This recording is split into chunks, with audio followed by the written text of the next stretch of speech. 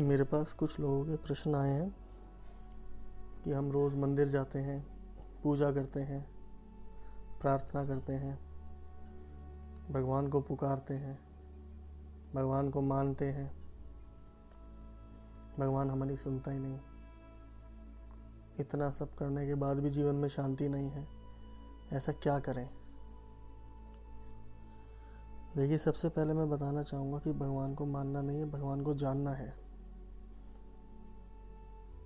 जब तक आप किसी को जानते नहीं तो आप मान कैसे सकते हैं? ये एक रहस्य है। आपको पहले भगवान को जानना होगा, और दूसरी बात, मंदिर से आपको परमात्मा तक की राह जरूर मिल सकती है, पर परमात्मा नहीं मिल सकता।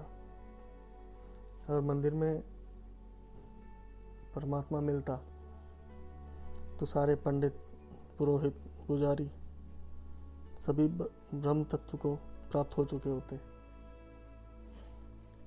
मंदिर अपने अंदर बनाना होगा, उसके लिए आपको जागना पड़ेगा, जागृति चाहिए उसके लिए। और आप क्या सोचते हैं पुकारने से परमात्मा मिलता है? पुकारने से ही वो आपकी पुकार सुनेगा। ये गलतफहमी अपने दिल से निकाल दीजिए।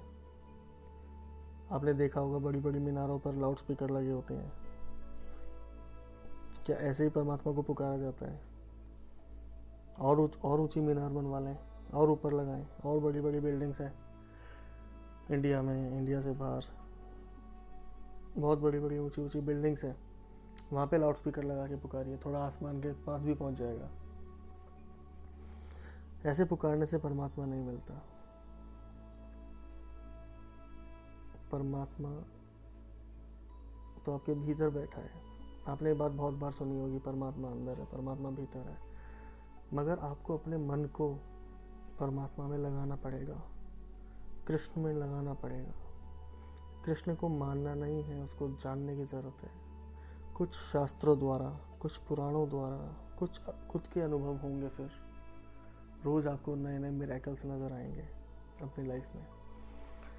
खुद के भीतर उतरना पड़ेगा। एक अटूट विश्वास, एक समर्पण, अंधविश्वास नहीं। आप क्या सोचते हैं सुबह मंदिर जाने से, आधा घंटा पूजा करने से आपको परमात्मा मिल जाएगा?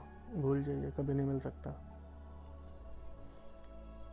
अपने भीतर के मंदिर के द्वार को खोलना पड़ेगा, फिर असली पूजा शुरू होगी, जो कि अनंत है, जो कि आपकी सांसों के साथ चलेगी। चलते फिरते, सोते जागते वो पूजा चलती रहेगी। अलौकिक है वो। मैं फिर बता दूं, मंदिर से आपको राह मिलेगी। और आपने कहा कि आप प्रार्थना करते हैं। समझने की बात यह है कि प्रार्थना की नहीं जाती। यह कोई कार्य नहीं है, यह कोई कृत्य नहीं है कि जो आप कर रहे हैं। प्रार्थना तो एक भाव दशा है। प्रार्थना में डूबा जाता है, ये भाव है, इसमें डूबते हैं एक प्रेमी की तरह। यह तो प्रेम की बात है।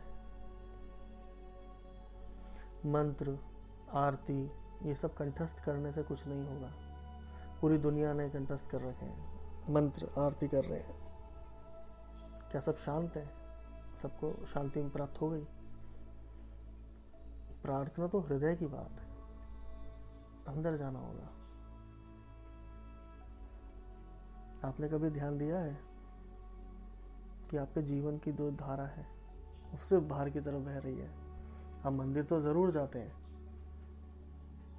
पर सिर्फ वो शरीर जाता है, मन बाहर है, बाहर की तरफ बह रहा है वो मन। वो जो धारा है जीवन की, वो बाहर की तरफ बह रही है। मन आपका घर पे और दुकान पे रहता है, शरीर आपका मंदिर होता है। ऐसे कैसे? ये तो खुद को धोखा देने वाली बात है, किसी और को नहीं। ये जो धारा बाहर की तरफ बह रही है उसको भीतर करना होगा। अगर आप धारा का उल्टा करेंगे, इस शब्द का अगर उल्टा करेंगे तो वो शब्द निकलेगा धारा से राधा। धारा का उल्टा शब्द राधा है। राधा एक यौगिक प्रक्रिया है, समझिएगा इस बात को। वो जो जीवन की धारा बाहर की तरफ बह रही है, जिस दिन उल्टी हो जाती है उसका नाम राधा हो जाता है। बस शब्द को उल्टा करने से, जीवन धारा भीतर हो जाने से राधा हो जाती है।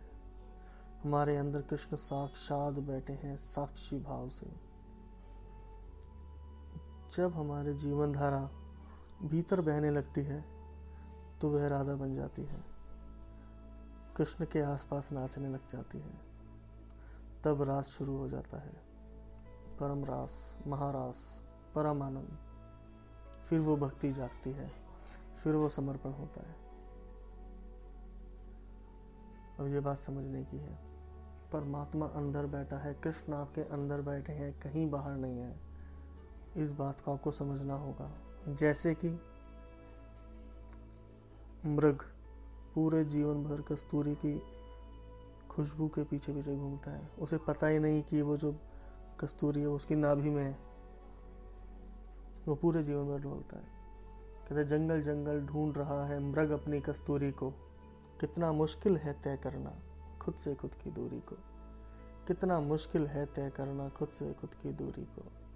इतना अलौकिक, इतना दिव्य जीवन मिलने के बाद भी आप लोग हीरे छोड़कर कांच के पीछे भाग रहे हैं।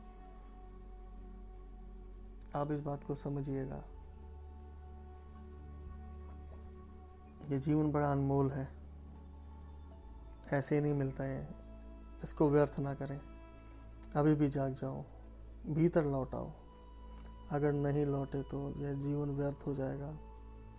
बचपन से जवानी, जवानी से बुढ़ापा, फिर मृत्यु। जीवन बस एक स्वप्न जैसा बन जाएगा, निकल जाएगा ये।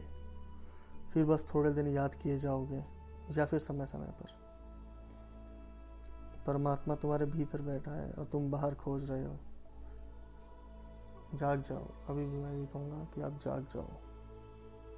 समर्पण चाहिए, जीवन का महत्व समझना होगा। और जो नहीं समझा वह परेशान ही रहता है। मन को समझाओ। मैं फिर से ये बात कहूँगा, मन को समझाओ। परमात्मा कहीं और नहीं है, परमात्मा आपके भीतर बैठा है। थोड़ी कोशिश करो, प्रयास करो, प्रेम से मिलेगा, उसमें उतरना पड़ेगा। ये जो आप जीवन जी रहे हैं, ये बहुत, इसे इस तरीके से नहीं जिया जाता। प्रार्थना करनी है तो प्रार्थना में प्रेम चाहिए, निष्काम। भगवान के दर्शन करो, भीतर की तरफ भी करो, भीतर आओ, जीवन धारा को भीतर की तरफ मोड़ो। अब देखना फिर एक अलग ही आनंद होता है।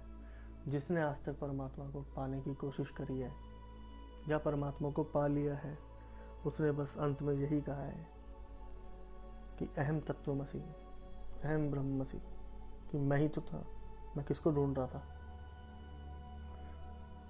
मन को समझाओ, ये जन्म भी निकल रहा है। मन को समझाओ, ये जन्म भी निकल रहा है।